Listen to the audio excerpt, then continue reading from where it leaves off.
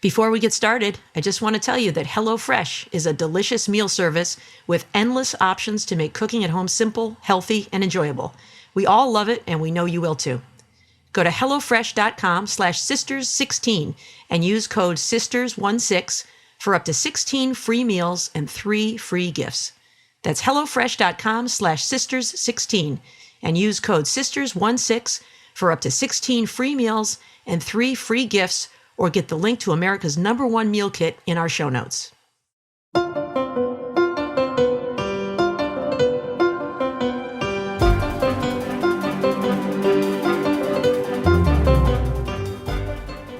Welcome back to #Sisters-in-Law with Barb McQuaid, Jill Wine-Banks, Kimberly Atkins-Storr, and me, Joyce Vance.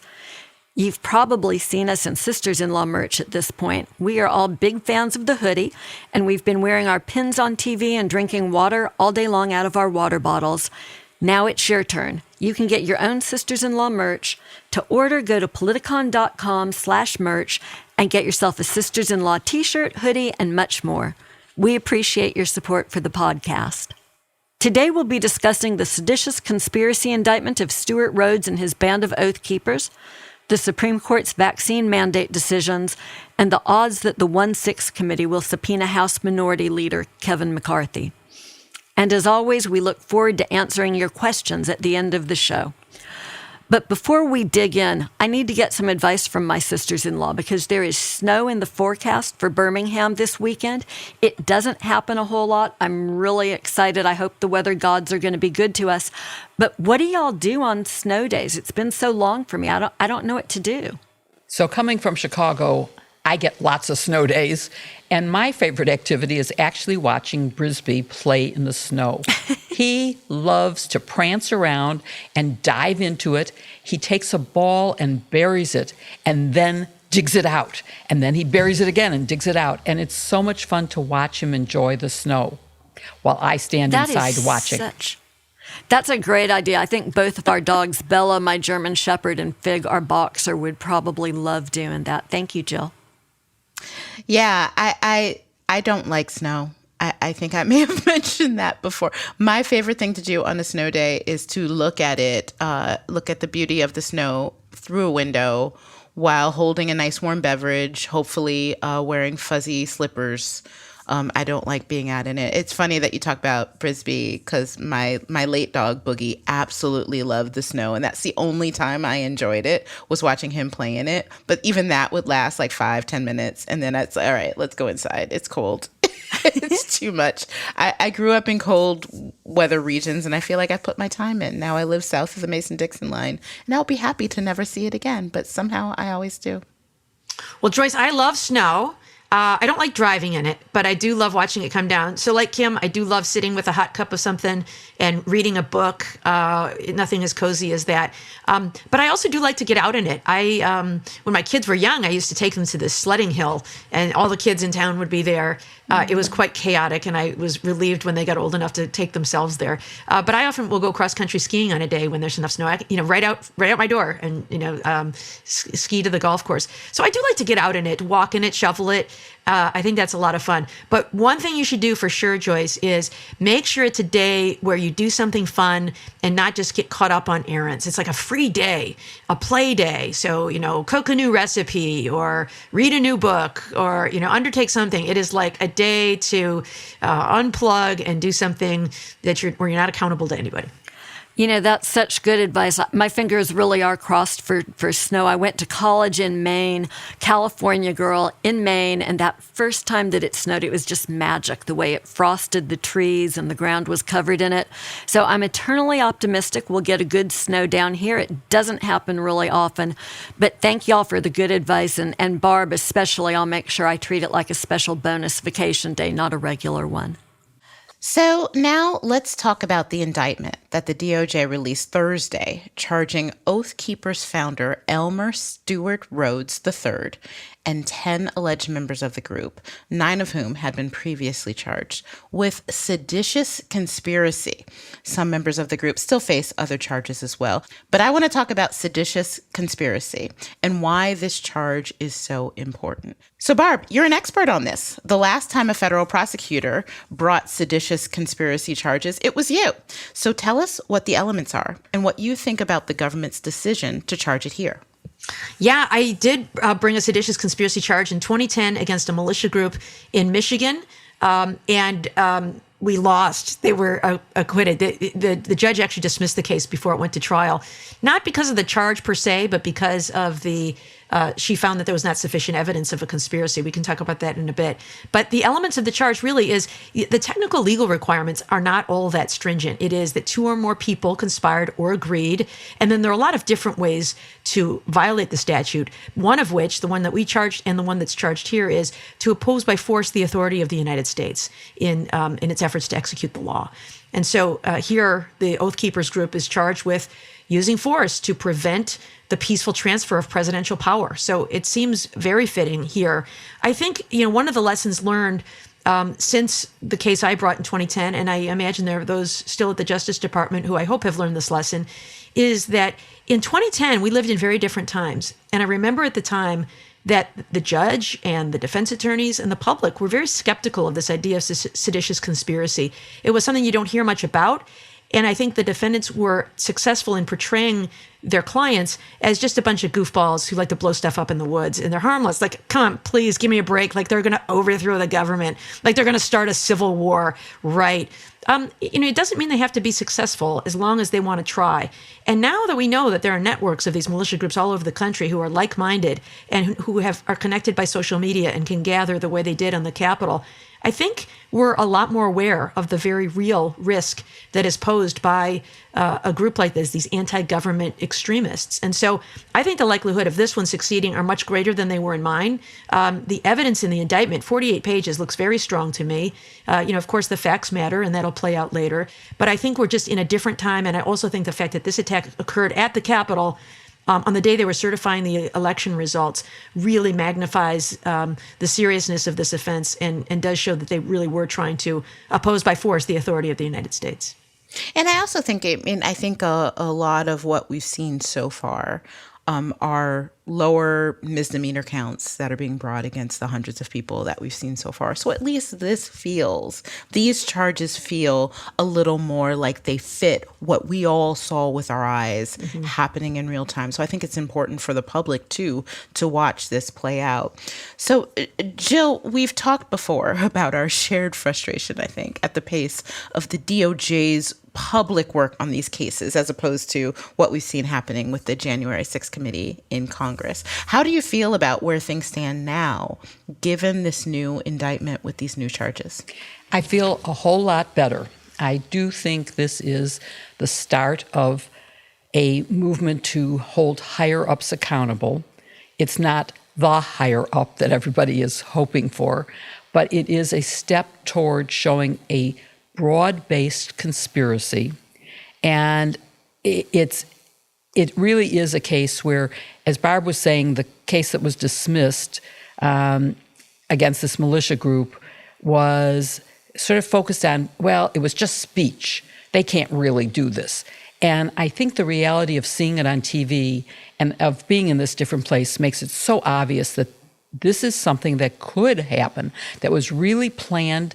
And the indictment, which is a great read for everybody, I think we should post it in our show notes so that people can see it themselves, really lays out the steps that they were taking.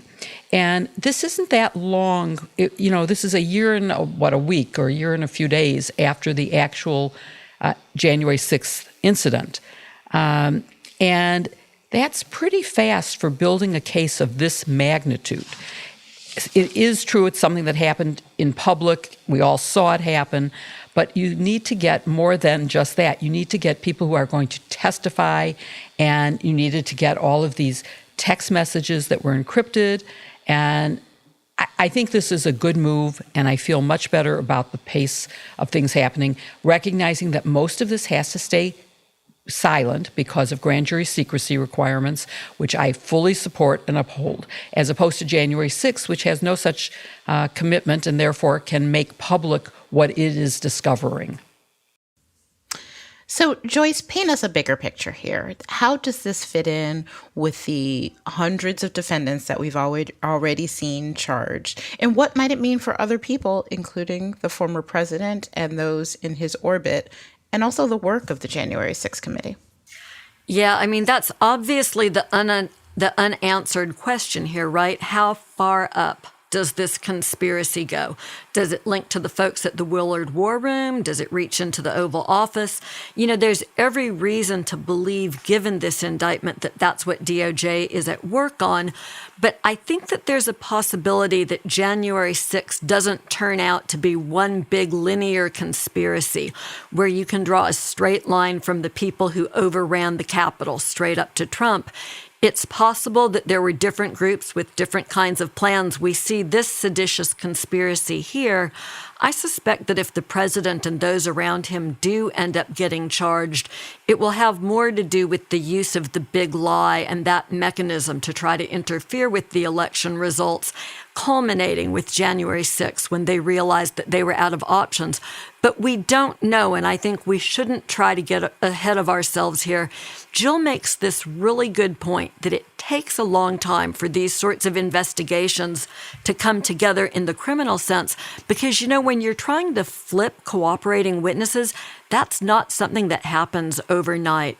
And a lot of these communications are still opaque to law enforcement. They don't have the technology to get into phones or to look at some of these sites where the messages are scrambled. And so they have to take the time to convince people who are defendants to become cooperating witnesses. That's slow, but we see the payoff in this case where DOJ appears to have an extremely strong case. But let me just say, and this is something we've talked about before, given the notion that there could be more than one conspiracy here, that's why it's awfully perplexing that we don't see signs of a direct investigation aimed at Trump and those who were close to him. So although I think Merrick Garland made some strong steps towards committing to a robust investigation, to Jill's point again of whether he's gone far enough, he's going to have to continue to prove that to us. We do need to see more. But ultimately, I think the good news here as we look ahead, DOJ has now finally staked the territory that this was an insurrection and that they believe that they can prove that in court. You know, that's a lot more difficult than whatever it is that people get on television and say, right? I mean, language can be careless in that sense. DOJ is not careless with its language. For DOJ to indict on these charges, they believe that they have evidence that's admissible and that will prove beyond a reasonable doubt that these defendants were involved in a seditious conspiracy. And that, I think, is good progress. I also think that there's indication that, there could be more to come, too. One of the ties that we've seen, one of these 11 men, is a man named Roberto Manuda. And Roberto Manuda was previously charged for entering the Capitol. Now he's been charged with this higher offense of seditious conspiracy. He is one of the people who was with Roger Stone on January 5th. And so He now faces 20 years in prison. I can imagine his lawyer saying to him, the only way you can get out from under this is if you can cooperate and provide information. What did you discuss with Roger Stone? Just tell him all of that. And did you text with Roger Stone? Do you have any documents with Roger Stone or others? And so that's the way that prosecutors methodically work their way up the chain is you start low. And this is what Merrick Garland explained in his speech. You start with the lower level people, you flip them, and you work your way up the chain. And so I think that there is a possibility with even one of these defendants right here in terms of cooperating to breach Trump's inner circle. And there's so many good questions around Roger Stone, right? There's the fact that he was there, that Oath Keepers were guarding him that week, but he makes the decision not to go to the Capitol, and he doesn't even go to the rally. And that has always intrigued me. So, Barb, I think you're absolutely right. I think what's going on here is that they're going to try to flip these people against Stone and see who else they had conversations with. It's going to be very interesting. I want to add something about flipping witnesses because in terms of timing, it's often said that Watergate happened so quickly, and that's used as a criticism of why it's taking so long this time. But really, the crime, the underlying crime, was a burglary in June of 72. And the indictment wasn't until March of 74. But that's because we had no evidence of a cover-up until the sentencing of the burglars, and one of them broke in March of 73.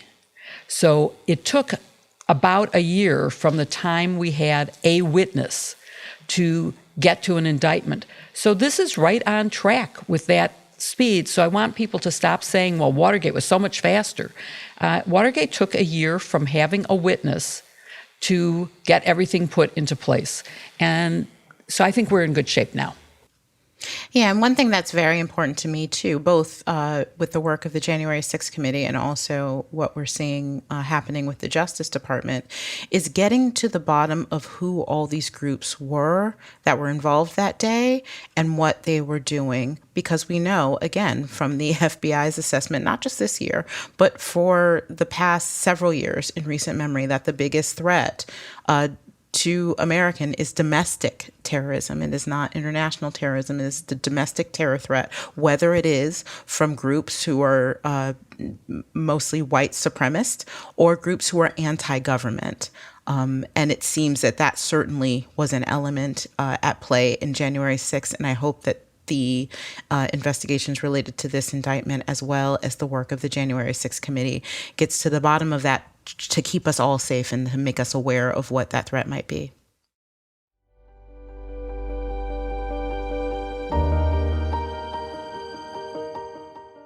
You know, Joyce, it's interesting. I thought I had fallen off of Noom, the app we've been using, but I logged in again after a while and I realized that I had really, without even thinking about it, been keeping to the things that I'd learned from the app about what makes me eat what I do, what makes me get out and move the way that I do. And it's really had an impact in the choices that I make about being healthy. How have you found Noom?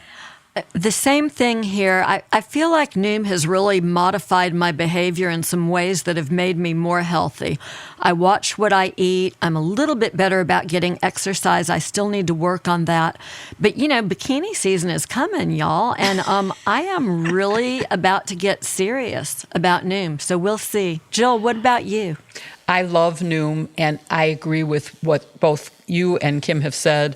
It has really permeated my very soul, and I instinctively think about what I'm eating and why I'm eating much more than I ever did. And the Noom app is so easy to use. It's a really powerful tool that shows you how to understand your cravings and build new habits to reach your goals using the latest science. Well, I haven't worn a bikini since 1972, and I don't plan to start now. Girl, you were 8 in 1972. That is true. And I haven't worn a bikini since. But I agree with all of you. I think that Noom has been really life-altering for me in terms of making sure I'm thinking carefully about what I'm eating and just getting up and moving more. Tracking your steps, I know sounds sort of oppressive, but I notice on the days when I'm just working at home versus when I'm going into the law school or something, I walk so many more steps. And so I've been much more mindful about going for a walk around the block, or if I go somewhere, parking the car farther away so that I have to walk to get there. So, Noom shows you how to pursue the goals you set for yourself and make sure you reach them, focusing on motivation and improvement based on psychology, not diet teas and airbrushed expectations. No food is off limits. It's about finding your balance. That's the key to progress. And if you're like us, you're busy. So I love that Noom only requires 10 minutes a day. Over 75% of Noomers end up finishing the program, and more than 60% of users lose 5% or more of body weight in 16 weeks, and 60% of engaged users keep the weight off for a year or more. With Noom, you can get empowered and stay on track. So start building better habits for healthier long-term results. Sign up for your trial and get psychology-based support and motivation to reach your goals at Noom.com/sistersinlaw. That's NOOM.com/sistersinlaw to sign up for your free trial.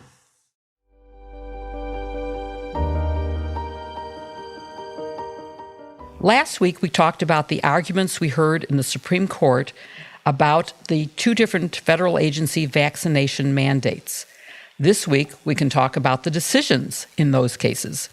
We correctly predicted the outcome of both based on the justices' reactions during the arguments.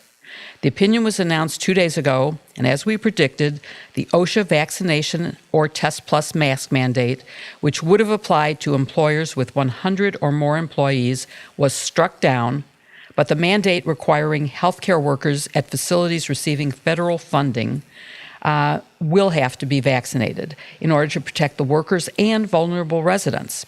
So congratulations, sisters-in-law, for being correct in your predictions. The vote in the employer mandate case was 6-3, with liberal justices in dissent. And the vote in the healthcare case was 5-4, with Chief Justice Roberts and Justice Brett Kavanaugh joining the liberals to form the majority.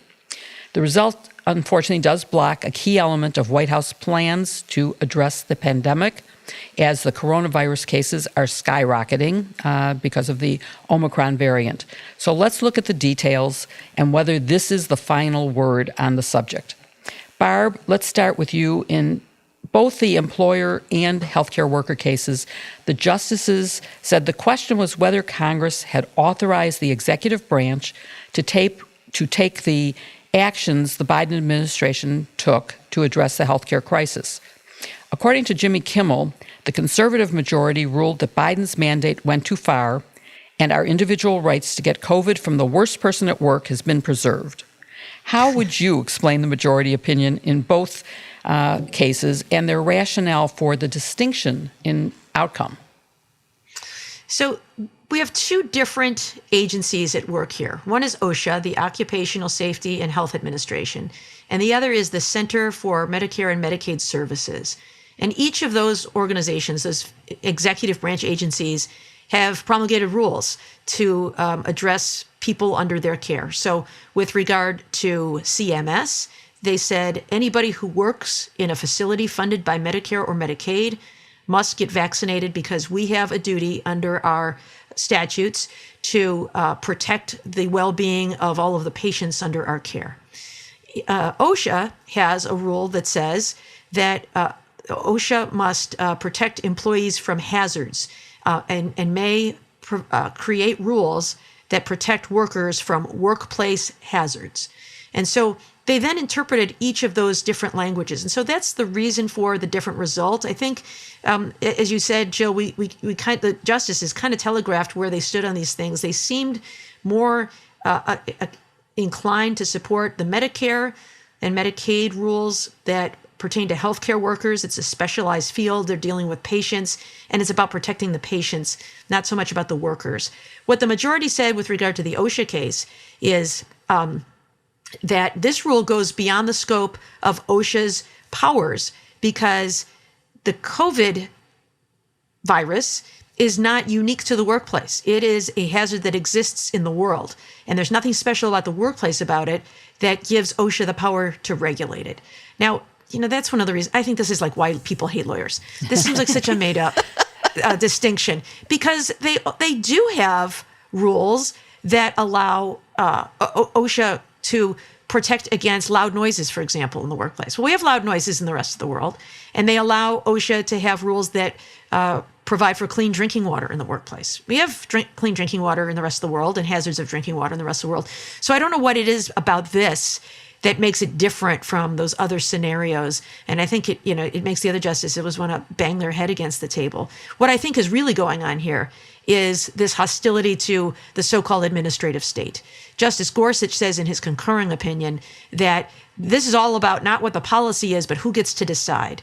And he wants to talk about, states get to do this, but not the federal government. And so I think this is an effort to defang the administrative state and put the federal government in its place and reserve for states the power to enact these kinds of laws. And in fact, the Supreme Court has upheld states' abilities to mandate vaccines. The last thing I'll say is, throughout the opinion, they call it a vaccine mandate, when in fact, there is also the option to test and mask besides getting a vaccine. And so I think it's a little misleading to call this a vaccine mandate. It's a vaccine or test mandate.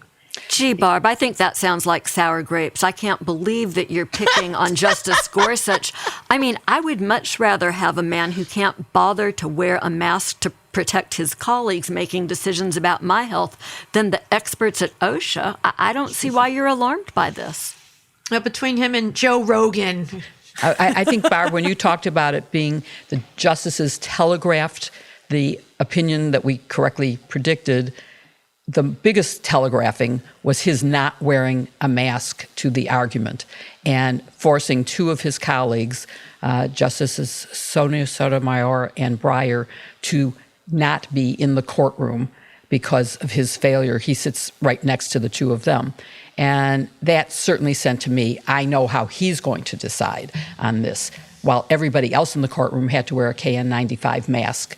But anyway, Joyce, let's talk about the recently mentioned justices and the dissents that they issued. But I want to point out that in criticizing the decision barring enforcement of the mandate for large employers, Stephen Colbert said, "What the hell, Supremes? What do you know about large employers? You're a small business with 9 workers whose dress code is ankle-length hefty bag." But he would certainly have approved of the language of the dissent in the decision. Can you elaborate on what the dissenters said in that case and whether the majority opinion blocking enforcement of the large employer mandate is the final word on the subject? Yeah, so I think I'll focus, Jill, on the OSHA case because this is where the dissent is more interesting to me. We've got the predictable dissenters, Breyer, Kagan, and Sotomayor, and I think the language is particularly important for our listeners to hear. The dissent says in part, "And then there is this court.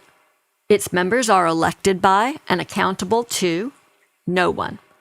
And we lack the background, competence, and expertise to assess workplace health and safety issues. When we are wise, we know enough to defer on matters like this one. When we are wise, we know not to displace the judgment of experts. Today, we are not wise." I think that language is going to have some legs because this is not the kind of opinion that the court renders and we talk about on television for a couple of days, and then it just fades off into the ether for legal scholars to debate. I mean, this is a case that will have a concrete impact on all of our lives as we continue to live through the Omicron wave. And part of your question, Jill, was about whether this would be permanent. And of course, this is not technically a permanent decision in this case. These cases came up to the court on its emergency docket. They decided to brief and hear it here. Litigation can continue in the lower courts, but I think it's very unlikely that this decision gets displaced for the reasons that Barb identifies. It's because the decision in this case has a lot less to do with the OSHA mandates and even with the CMS mandates, and more to do with the fact that this newly conservative majority on the court is dedicating to dismantling what they have called dismissively at times the nanny state, but an ability in the federal government to protect workers. And something that really concerns me about this is the court obviously has acknowledged that states have the ability to issue vaccine mandates. And if you live in a state that has elected leadership that's inclined to protect you, you may well have protections. But if you live in a state like Alabama, let's say, where people in leadership are less inclined to protect you, many of those states also lack unionization. And so frontline workers who have less bargaining power, people who aren't in white-collar jobs, they're the people who become the most vulnerable and who this court has set up for vulnerability, which is, of course, horribly and painfully ironic in light of what we discussed last week and have touched on today, the fact that the court itself has been insulated and protected and cocooned, except for Justice Gorsuch's lack of decency, but in large part, they haven't had to deal with problems that they have now inflicted on many hardworking Americans. So, look, this term, it looks to me like the court is going to tell women that they have to carry pregnancies to term, but it won't protect their children after they're born. And I think that that's just a disgrace. So well said, Joyce. And I think we can add, besides Alabama, Arizona, and Florida to the list of states that will not protect their citizens. The federal government today did try to to warn Arizona that it might claw back some of its COVID relief money if they keep interfering with mask wearing. But Kim, based on what Joyce just said, what can Biden do now that he's been blocked from protecting us through this particular mandate? Does he have some choices? What else can he do? Yeah, so that's an important question. I want to get to that. I was not in the courtroom for these arguments, but I just want to say, based on my reporting, just so that we are clear, yeah, Gorsuch did not wear a mask into the courtroom. Also, Alito and Thomas came in a mask but took them off for the argument. So I don't want to give the idea that Gorsuch was alone in his unmaskedness. So there is that. That makes it worse. But yes. But what does the president do? Well, the president's options, certainly when it comes to issuing the type of mandate he did or tried to do under OSHA, is very limited. Joyce is right that there is the ability of states to impose this mandate. One reason is because there's a Supreme Court precedent for that out of my adopted home state of Massachusetts, which goes back a century, which gives clear authority by states to issue these kinds of mandates that go back to the flu of 1918. I know someone else says it's from a different year. And other things, polio vaccines, other things that have been mandated over time that's done at a state level. We did see Joe Biden this week make a speech and say to employers, look, impose these mandates, like they work, they're good. If you can, it's still something that you can do. And he is right. By and large, with some exceptions, which I'll get to, employers are perfectly free to impose mandates that say, hey, if you're going to come into this workplace, you need to either have a vaccine or get tested, wear a mask, or things that are similar to this. The exceptions are where the employment is governed by some other agreement, say a collective bargaining agreement or something, and of course that would govern. The other exception would be if states actually prohibit vaccine mandates. And there are a handful of states that have either prohibited vaccine mandates altogether at the employment level or severely restricted the abilities of employers to do that. Florida comes to mind, also Tennessee, Idaho, Alabama.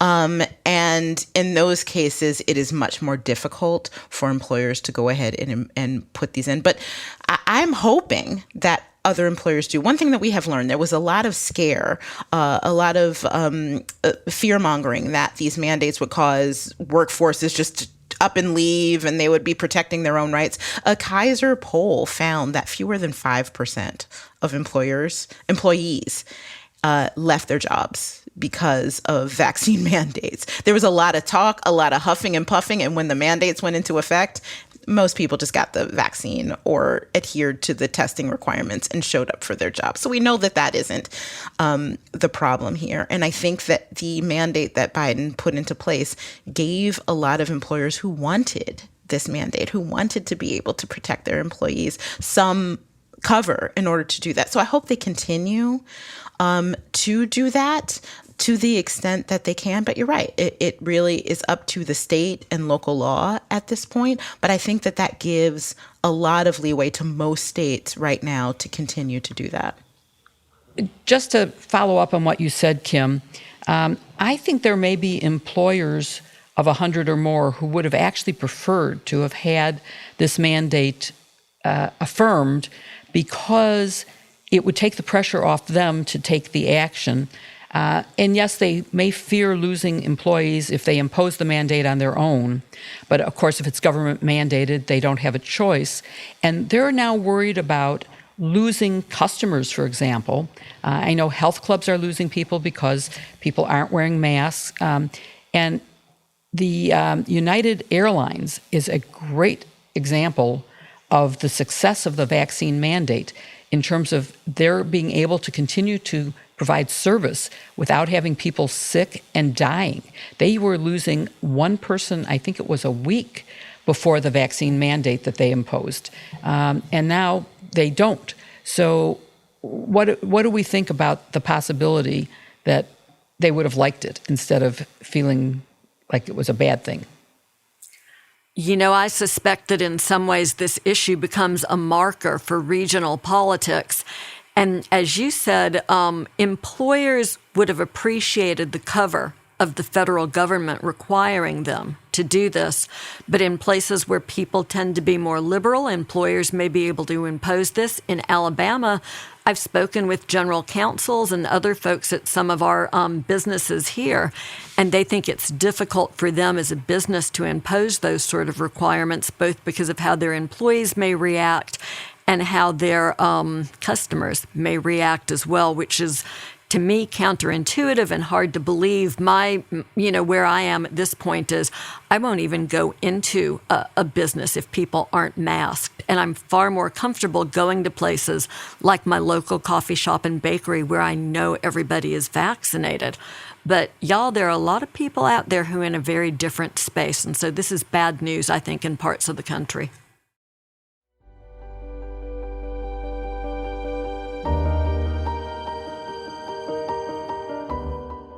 Jenny Kane. Now, there's a brand. I've often thought of them as apparel, but I think they're into room decor these days. Joyce, what do you know about Jenny Kane? They are, and I've been paying a lot of attention lately because I'm getting ready to redo 2 bedrooms and a bathroom upstairs in our house. So I've been looking at furniture. They have really clean lines. I love the auto bench and chair in this really beautiful ivory wool boucle. It's a very clean and a simple look, but they also have a lot of just fabulous little decorative pieces. They have these sculptural pieces that hang vertically on your wall and nesting baskets. I'm pretty excited about getting their California look in my house here. I'm sorry, what did you say? Boucle? Is that like a clump of flowers? It's a boucle. Boucle. It's like a fabric, like a textured fabric. Kim, what do you think about Jenny? Boucle is amazing. It's this wonderful, textured fabric, sort of a knit, as Joyce said, and it's one of the things that I've been looking at too. My husband and I have been being very considered about the pieces that we pick together as we build our home that matches both of our aesthetics. Right? We have different aesthetics, but there are pieces that match us both, and certainly Jenny Kane's pieces do that. The California-inspired classic looks are good for any room or mood.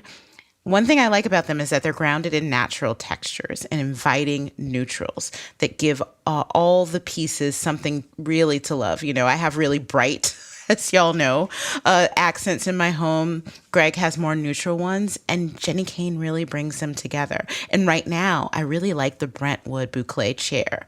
It's a handcrafted accent chair that everyone seems to be obsessed with right now. And it's perfect for the bedroom, the living room, or den, or Zoom room. And it adds interest and effortless style to any room and is available in ivory wool boucle, which is my favorite, and natural boucle. You'll love it too. I am really obsessed with the Brentwood chair and also with the ottoman that comes with it, and can't wait to see how it's going to look in my house. So cute. It's great, isn't it? You too can create the space you'll never want to leave at jennykane.com. Tell your employer you are not coming back to work. You've got Jenny Kane. And you can get 15% off your first order when you use code SISTERS at checkout. That's 15% off your first order, JENNIKAYNE.com. When you use the promo code SISTERS, that's how you get the 15% off, and you can look for the link in our show notes.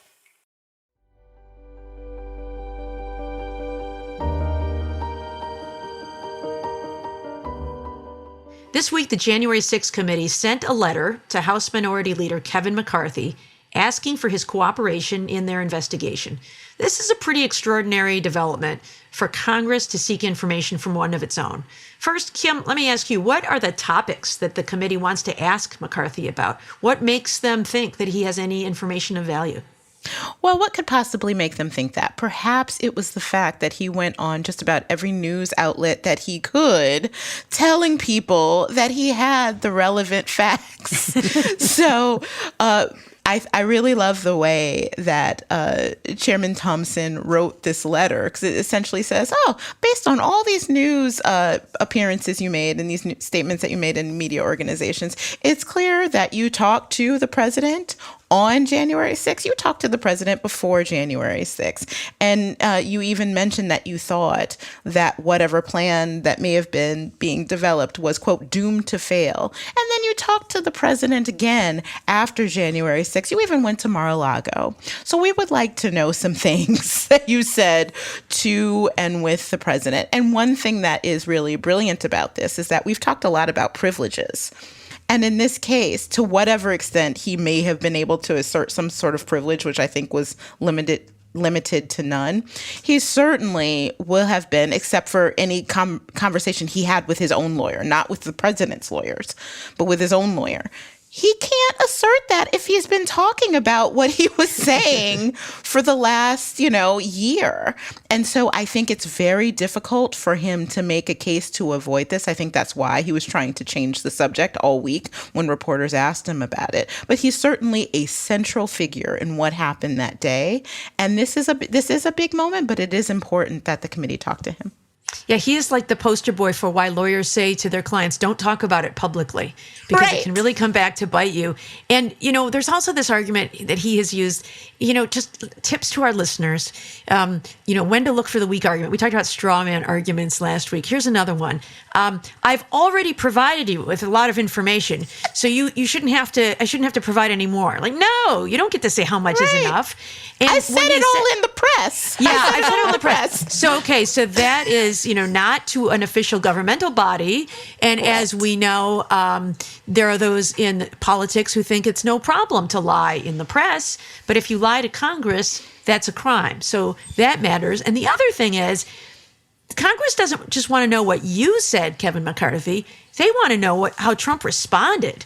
And you haven't said anything about that. That's what we really want to know. So, how to spot the weak arguments? Well, let me move on and ask Jill. So far, the committee has asked for voluntary cooperation, but McCarthy has said he won't provide it. So, what are the committee's options now that McCarthy's refused that request? They had to know when they issued that letter that refusal was a strong possibility. So, what do you think is the strategy here? Will they issue a subpoena to one of their own? And why is that a big deal? And will it be effective, or can he just stall like all the others? Well, there's a lot of questions in there. And yes, of course he can stall. And yes, he probably will stall. That seems to be basically the Donald Trump way of doing business, is you just keep stalling and stalling and stalling. And there is a time frame here where Congress's power will evaporate unless the Democrats retain control. If they lose control, the end of this investigation is immediate. So what can they do? They can use their inherent power without going any further. They don't have to make any kind of referral. They would have to issue a subpoena. And everybody keeps saying it's unusual. It is unusual because we don't usually have criminals who are doing things that, or people who are witnesses to crimes in Congress where they need to come in and testify. So that's why it's unusual, but it is the next logical step is to have a subpoena. There's no question, as Kim just laid out, what information he has and why it's relevant. So a subpoena seems like the logical next step. And I, for one, do not see how anyone can argue that there is any privilege granted to McCarthy to avoid answering that subpoena. If the President of the United States, that is Richard Nixon, could be subpoenaed, if Bill Clinton could be subpoenaed, if Vice President Agnew could be indicted, then why can't a member of Congress be subpoenaed? There's just no reason why a subpoena is not valid. There's nothing here that makes me feel like they shouldn't do the subpoena and that they shouldn't immediately enforce the subpoena either through their inherent power or through a criminal referral. But I think I personally would like to see them act faster than having a referral and let them use their inherent power to hold him in contempt. So that's what I think they should be doing. Yeah, and I wonder what that would look like. Like, do they just go lock him up if he says no? Well, like, remember, William Barr had the old joke about, oh, hey, Nancy Pelosi, where are your handcuffs? Right. Well, there is a rule where the sergeant-at-arms can be sent out to arrest someone. There used to be a jail cell in Congress. It doesn't exist anymore, so they would have to make arrangements to... they could put him in Kim's bunker. It's beautiful. I think Ted Lieu has got legislation pending that would essentially beef up that inherent contempt power. It seems like it would be tough to use it right now without much groundwork laid. I don't think we're going to see that. But Jill, what do you think about maybe using some of the House ethics proceedings to say that a member who fails to comply with the subpoena should be censured or have other action taken against them because of that? I think that would be a great strategy and certainly, effective in one way, but not effective in, one, it doesn't compel him to testify. Two, it doesn't impose, what would the sanction be that goes with that? Would he be removed from committees? Would he be barred from being the leader or imagine, he's the one who wants to be the Speaker of the House if the Republicans take control. So having that on his head as, having been found guilty of an ethics violation, it's good. I think it's a good method. I think they have to do something. They cannot let this pass. He has very important information, as he has bragged to everybody in the press. Agreed. So let us go after him for sure. Well, we were talking about privileges. Kim raised the very good point of waiver. But Joyce, what do you think? Does McCarthy have any legal basis to refuse to testify if he were to receive a subpoena? The speech or debate clause or executive privilege or Fifth Amendment. Does he have any legal basis to refuse to testify? Whether or not the privileges apply, I think we'll likely see him try to assert one or more of them, right? I mean, the delay game is what's going on here, and I'm sure that part of his strategy would be to try to push this off past the midterms in hopes that Democrats will lose the majority at the midterm, and then he can ride off into the sunset with the glory of being the Speaker and never having to testify or go through the 11-hour process that Hillary Clinton sat through. I think it's worth spending a little bit of time talking about speech and debate clause privilege. That's maybe the one place he might be able to get a little bit of traction. I think Kim is dead on the money. He's talked enough in the press that the Fifth Amendment privilege, he could certainly try to assert that, but lawyer-client isn't going to work very well for him here. But here's what the speech and debate clause says in Article 1, Section 6 of the Constitution. For any speech or debate in either house, members of Congress shall not be questioned in any other place. And the goal of that clause is to protect the independence and integrity of the legislative branch from interference by the executive or judicial branches. So this is a little bit different than the scenario where Congress might try to bring in a Hillary Clinton or a Bill Clinton or anybody else in the executive branch. This is this conversation about the privilege that legislative branch members are owed. And the weird part of this is, how does that play out when you're talking about members of the legislative branch who are being subpoenaed to testify in front of their own body? So the privilege is typically construed very broadly. It includes acts that are off the floor. It's just not clear how far it goes. It's certainly not immunity from committing a crime. We see members of Congress who get prosecuted. So it's not some sort of a shield.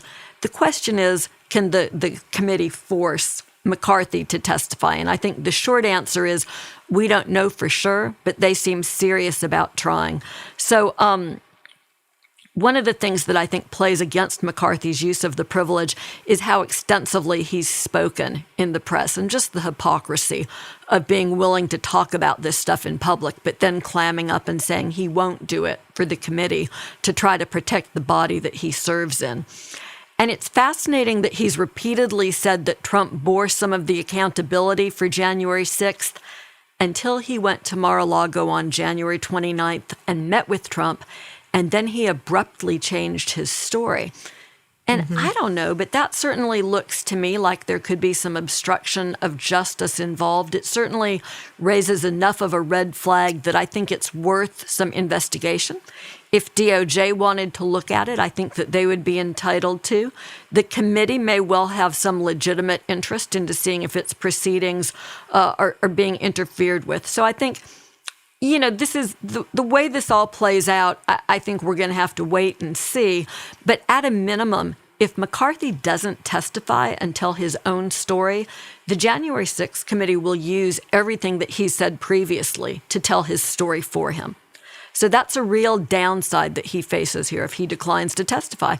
They'll tell his story through his own words, and he won't have a chance to be the one who sort of cabins it. And of course, there are a lot of other people who are cooperating with the committee. So the committee will tell more of McCarthy's story through what they've heard from those people. The common wisdom today is that the Republican Party has no shame when it comes to Trump.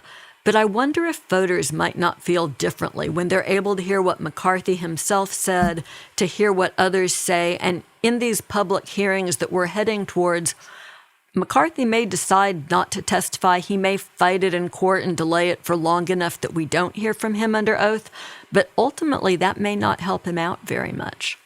I just wanted to add to what Joyce just said, or comment that politically, hypocrisy, which is very visible here, doesn't matter anymore in the GOP. But I want to stress, in terms of the speech and debate clause, you can't be called to answer outside of Congress for your remarks. And this is answering in Congress. So I just don't think that is a bar to his being called before Congress to answer. I think that's right, Jill. Logically, that has to be the answer, but the problem is his ability to delay things by going to court. And I worry that the courts aren't going to be willing to get into a squabble between, they'll see this as a political dispute that they should stay out of. And what happens if DOJ is asked to enforce the subpoena? Boy, DOJ would certainly be on the horns of a dilemma deciding whether or not they would prosecute McCarthy in this setting. I think one of the things that you said that's so important, Joyce, is that they've got to keep trying. I think part of the game is just wearing people down. We're so exhausted. We're tired. Every time we serve a subpoena, they go through this whole list of, pretextual privileges that don't exist. And ultimately, they lose and they get the testimony. But if they get, if they can drag it out past the midterm clock, then they'll consider that a victory. But I think by keeping the pressure on, the committee has already talked to something like 400 people. Many of these people who are not household names do have information that is useful. And so as long as they just keep pounding away, and not letting these obstructors discourage them in their efforts, I think that's what they need to keep doing. And, maybe they'll get there, maybe they won't, but they have a duty to keep trying. But just one last point, too, and this is the point of the column that I wrote this week that's in the show notes. You can't let the obstruction win. You can't let the obstructors win, because that abdicates a role of Congress and its investigatory authority. We saw an entire administration use obstruction as normalized obstruction, as just normal politics. If that happens, I fear that because of that, we have already lost the power of impeachment. I'm not sure that Congress has the impeachment power anymore, right? Because obstruction thwarted it twice. So I think in this case, yes, it is unusual. It breaks norms to subpoena the leader of the opposing party in Congress. You have to do it, because if you don't use those congressional powers, you put them in peril of being lost. And I don't think that we are in a place, particularly when democracy is in peril, for that to happen. Kim, I think that's a really smart argument, and I'm glad you mentioned your column. I hope everybody will read it this week, because ultimately this is a point where democracy is hanging in the balance. And a lot of people have said, we shouldn't do things that are unusual. We shouldn't subpoena congressmen, or we shouldn't, take steps to work around the filibuster. But we're at that decision point where, yes, we have to be careful. We shouldn't take steps that will ultimately end up impairing democratic institutions. Making sure that Congress has the power to continue to investigate and, as you say, impeach in the face of obstruction, that feels pretty core to me. And I'm glad we're seeing this committee, which appears to be hard-charging, seeming to be conscious of that.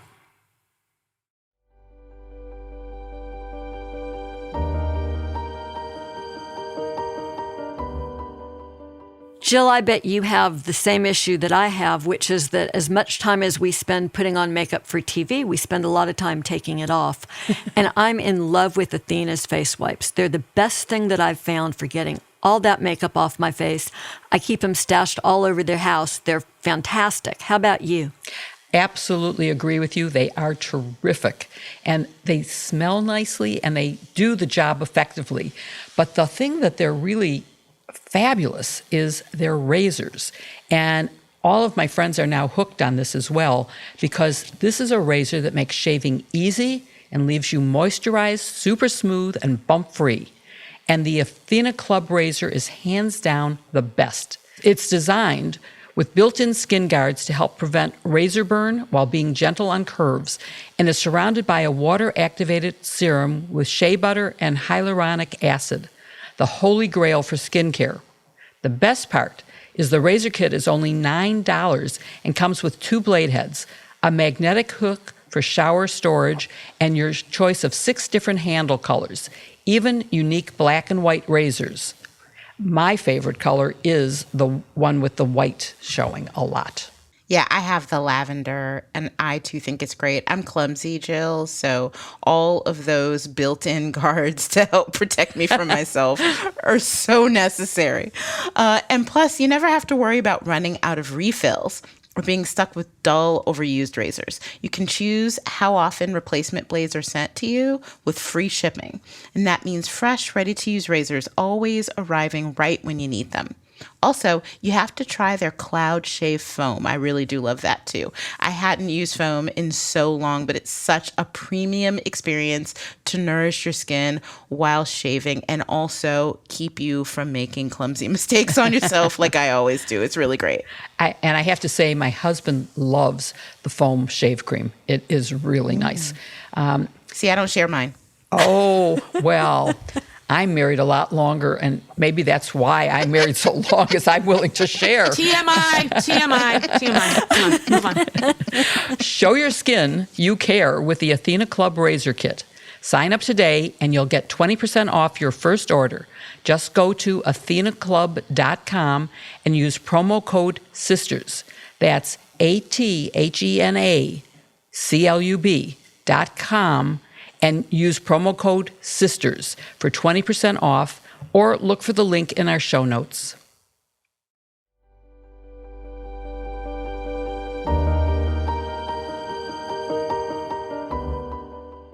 Every week, we answer questions from our listeners, and it's one of our favorite parts of the show. Y'all make us think, sometimes you make us do research, but we end up learning as much as I hope you learn from the answers to these questions. If you have a question for us, please email us at sistersinlaw@politicon.com or tweet using hashtag sistersinlaw. If we don't get to your question during the show, keep an eye on our Twitter feeds throughout the week. We'll answer as many of your questions as we can. Our first question this week comes from Logan in Austin. He asks, Sirhan just got his parole denied. Was that the right call? Kim, what do you think? Yeah, in my opinion, I think it absolutely was. Look, I think that clemency is a crucial, very, very important part of criminal justice, the justice part of criminal justice.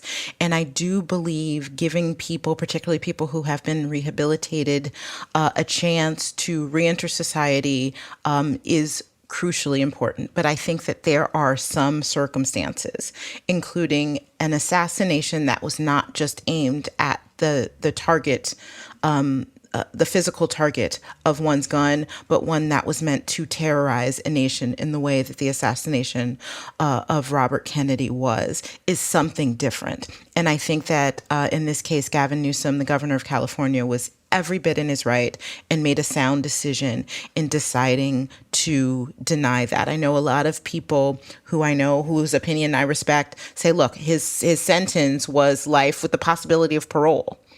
That was what was given, and that was a sentence, and that was correct. But there are a lot of decisions. A parole board voted in favor of his release, but there is another level, which is the governor, who can make the decision based on what the impact to society was by this and what it would be by his release. And I do believe, in my opinion, that it was the right thing here. I think in certain circumstances to take that stand does not take away the power, the important power of clemency and the role that that should play overall in the criminal justice system. Well, Barb, your state has been in the news this week. There's been stories Rachel Maddow and others have been doing about slates of electors that were, in essence, forged in an effort to submit fake slates of electors that certified state votes for Trump instead of the actual winner, Joe Biden. Melissa asked us a question about this. She said, what kind of punishment could be leveled against the people who used forgery to certify state results? Is this a state offense or a federal offense? Yeah, this is super interesting. Our state attorney general, Dana Nessel, has said she has referred this to the U.S. Attorney's Office for the Western District of Michigan, which is where our state capital, Lansing, is located, for looking at federal charges. She has said that she's also exploring potential state charges for forgery. So I don't know much about that. But on the federal side, I would imagine there are a couple possibilities. One would be a conspiracy to defraud the United States, in the administration of its election process. I think that would require evidence of intent to defraud. And so you would have to do some investigation to see if that's what happened here. I could imagine the defendants maybe had a couple of different possible goals. One could have been, we were just casting our provisional ballot. In December, we believed that the election was still up in the air, that there were serious concerns about fraud, and we didn't want this deadline to go by and then lose out just because we had failed to submit our certificate of electors. So they showed up in Lansing, they signed the document, and they sent it in. If that's the case, then I'm not sure they would say there's an intent to defraud. If, on the other hand, there was an intent to create chaos, or suggest to the archivist of the National Archives, is the person who receives this, a lot of chaos. They don't know which one is the valid one. They know Michigan has been called by the media as going for Biden, but that doesn't count for anything. It's the slate of electors that counts. So there could be, and I think one thing that plays into that is that Michigan isn't the only state. There are 5 states that have submitted the identical certification just signed by the electors of that state. And so that suggests a coordinated approach, that maybe there's someone above all of these actors who was saying, we've drafted it, here's the document, sign this thing, send it in, and that's what we're doing. So I think it merits at least an investigation there. And I think even if you can't prove an intent to defraud, I think one other charge, Joyce, is our good old bread and butter, 1001. Absolutely, right. It's the false statements charge. And most often you see that charge when someone is interviewed by a federal agent and lies about, that they didn't commit the crime or something like that. But there's also provision there that makes it a crime to submit a false document or a document with false information to the government. Like all false statements, it requires that you know that the statement is false. So again, if somehow they were deluded into believing that Donald Trump had actually won, maybe you can't prove that they knew the statement was false, that they were certifying him the winner. You also have to show materiality, and that is that the false statement had a tendency to influence a matter under consideration by the government body that received it. And I suppose one could argue that, well, of course the government knew that Biden won Michigan, and so it couldn't possibly have any influence. And in fact, the archivist just mailed it right back to the Secretary of State and said, look what we got. You might want to look into this. This is kind of weird. And so they weren't fooled at all. But being actually fooled is not a requirement, only if it has a tendency to materially affect the matter under consideration. And so I think for both of those reasons, it merits further investigation. I don't know if it will result in charges, but at least it does suggest, again, a coordinated effort across this nation to undermine the results of the election. And I think referring it federally is a wise choice by Attorney General Nessel, because it can now get rolled into the January 6th investigation and the other tentacles of it. It is such a fascinating issue, Barb. And as you look at it, you really have to wonder. I had seen some indication that these documents were sent also to Congress. And since there's been this whole PowerPoint coup with the notion that Vice President Pence would go in and refuse to accept slates and offer alternative slates or throw things back to states, whether or not that materiality issue that you raised in the 1001 false statement counts, I suspect that it, as you say, bears further investigation. And it might even pan out. And it would be interesting to see what these state folks, which included Republican committee members, what information they might be able to provide about who they were talking with if they decided to become cooperating witnesses, not defendants. It's pretty interesting. It's very interesting, and it's interesting because the people who ran as electors for the Republicans in those states that are now forged documents, some of them wouldn't sign the document because they knew it was false. So they just substituted random names for the people who would have otherwise been elected as electors had Trump actually won those states. It's a really devious plan. And if you read the instructions that are intended for the opening of the election results by the Vice President of the United States before a joint session of Congress, he would have had to open both of those. They would have been submitted, and that would have been the grounds for the chaos and confusion and the possible delay of the vote, as was part of the Trump plan. So it is a very interesting and terrifying thing that has happened, and I'm glad it was discovered. Our last question is really two similar questions that come from Donna and Kathleen. And they ask a question about people with health conditions that impact voting. The question is, could the states that are making it harder to vote be sued over access to voting due to unnecessarily long lines? Can the DOJ do anything about suppression? And that's something that I'll at least start with, because there's a law called the Americans with Disabilities Act that DOJ has used to protect voters with health conditions. DOJ has, during the Biden administration, filed suit, and I'm not sure which state it is. So I'm familiar with the lawsuit itself, which essentially says you can't make it difficult for people who have specific health conditions to vote because of those health conditions. You have to find a way of accommodating them.